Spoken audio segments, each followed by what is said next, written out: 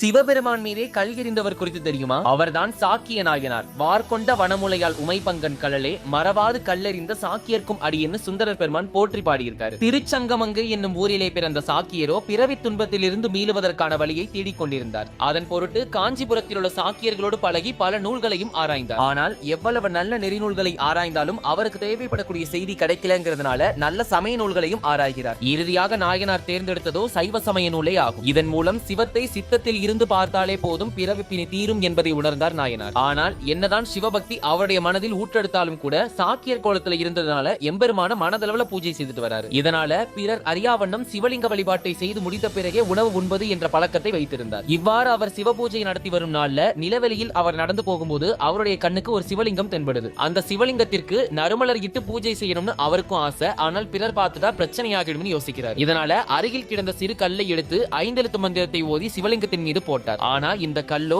அப்படியே மலராக மாறி தேவியுடன் குழுவிருக்கக்கூடிய சிவபெருமானுடைய பாதத்தில் சென்று விழுந்தது. இவ்வாறு நாயனார் பூஜை செய்வதை பிறர் பார்க்கும் பொழுது அது சிவ பூஜையை எதிர்ப்பது போன்ற செயலாக தெரியும். ஆனா நாயனாருக்கு சிவ பூஜையை முடித்து திருப்தி கிடைக்கும். இவ்வாறே நாயனார் பூஜை செய்து வரும் ஒரு நாள்ல சிவ வழிபாட்டை செய்வதற்கு முன்னாடி சாப்பிட போகிறார். திடீரென்று ஞாபகம் வரவே சிவலிங்கத்தை தேடி செல்கிறார் நாயனார். வழக்கம் போல் சிறு கல்லை சிவலிங்கத்தின் மீது போட எம்பெருமான் அப்பொழுதே உமாதேவியரோடு விடைமேல் எழுந்தருளி பிறவா பேரின்பத்தை நாயனாருக்கு கொடுத்தருளுகிறார். மேலும் சாக்கிய நாயனாருக்குரிய குரு பூஜை நாளாக மார்கழி மாதம் பூராடம் நட்சத்திரத்தை ரொம்ப விசேஷமா சொல்றாங்க.